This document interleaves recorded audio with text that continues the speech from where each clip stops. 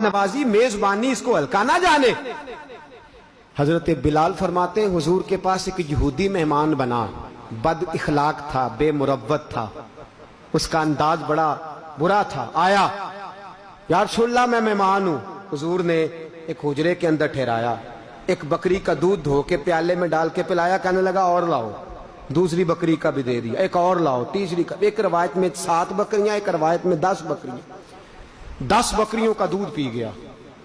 अब जो दूध होता है ना गरम गरम, जब आप दूध धोते ही पी लेते हैं तो दूध जरा गरम होता है, और गरम दूध जो होता है वो ज़ाहिर है कब्ज कुशा भी होता है।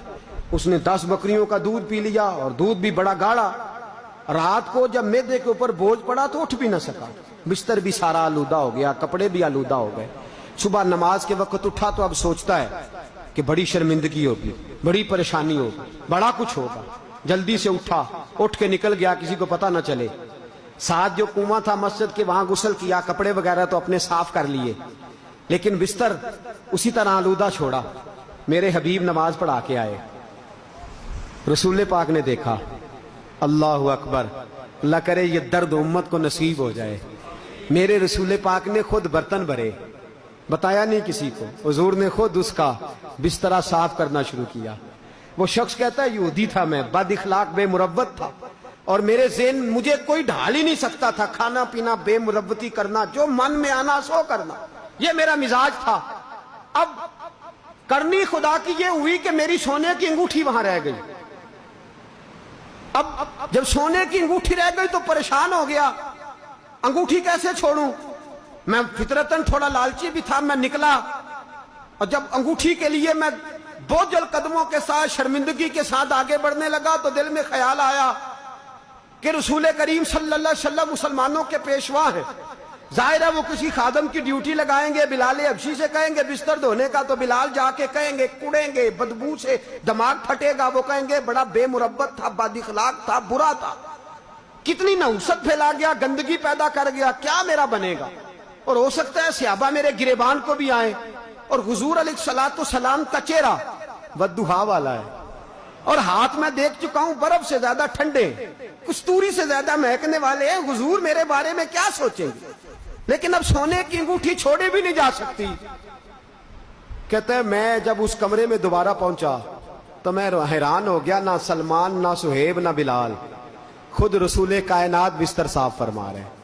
और नबी पाक ने बिस्तर साफ किया और मुझे आते ही देखा तो ये नहीं फरमाया तू भाग गया था, ये नहीं फरमाया कि तेरा बिस्तर। मेरे नबी पाक सल्लल्लाहु अलैहि वसल्लम के चेहरे पर मैंने कोई शिकन नहीं देखा। हुजूर ने फरमाया मेरे मौजूद मेहमान आप किधर गए थे, जाहिर है आप कपड़े साफ करने गए होंगे।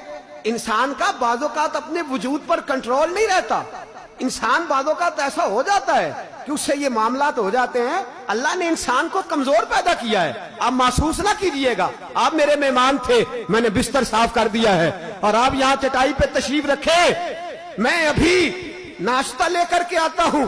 कहते मैं यहूदी और बेमुरव्वत था, मुझे न जाने मेरे वजूद पे बिजलियां कहां से गिरी, न जाने किस तेज प्रेशर से मेरा दिमाग किसी ने धो डाला, अल्लाह जाने किस शख्स ने मेरे वजूद पर इतना जोर डाला कि मेरे आंसू ही निकल गए। मैंने कहा महबूबा आपने क्यों धोया, बिलाल भी तो धो सकते थे।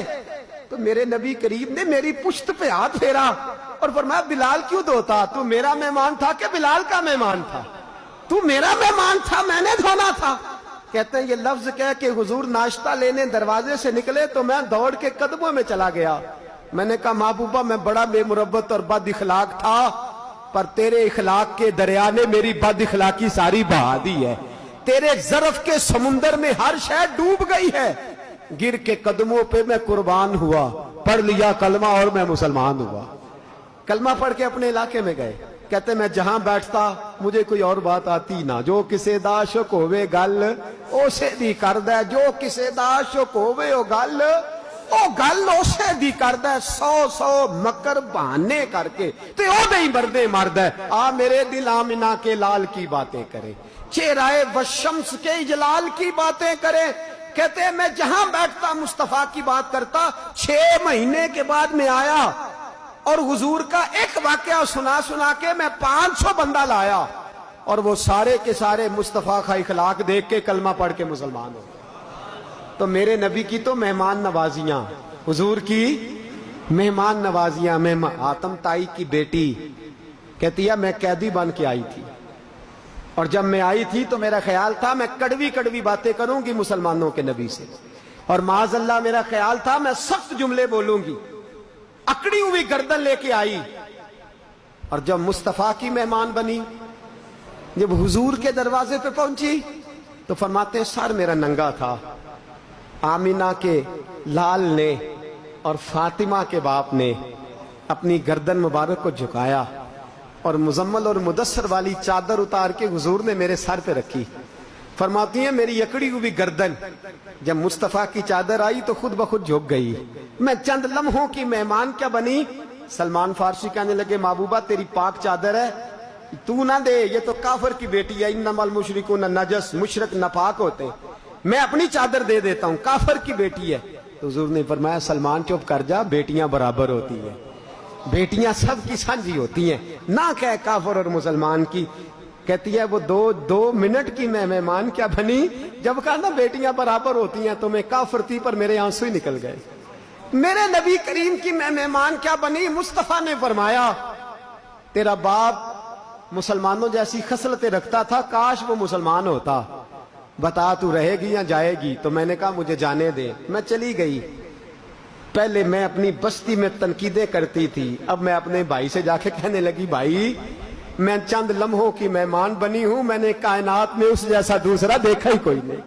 میں چند لمحوں کی مہمان، قسم ہے میں نے اس جیسا دیکھا کوئی نہیں، نہ دور ہے. عدی بن حاتم کہتے ہیں وہ چند لمحوں کی مہمان بنی، جب میں آیا تو میں چند گھڑیوں کا مہمان بنا.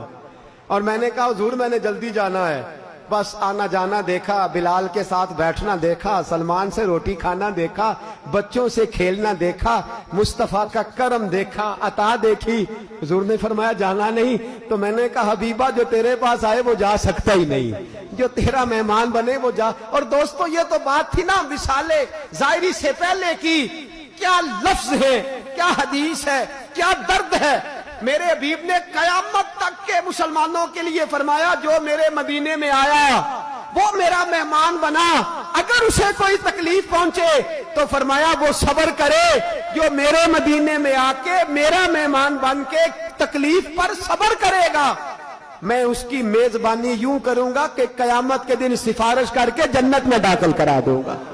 جو قیامت تک ہندائے کرم خوشبختاں تے سلطان مدینے والے دا تے کوئی قسمت والا ہی بندہ جے مہمان مدینے والے دا. اے کوئی قسمت والا ہی بندہ جے مہمان.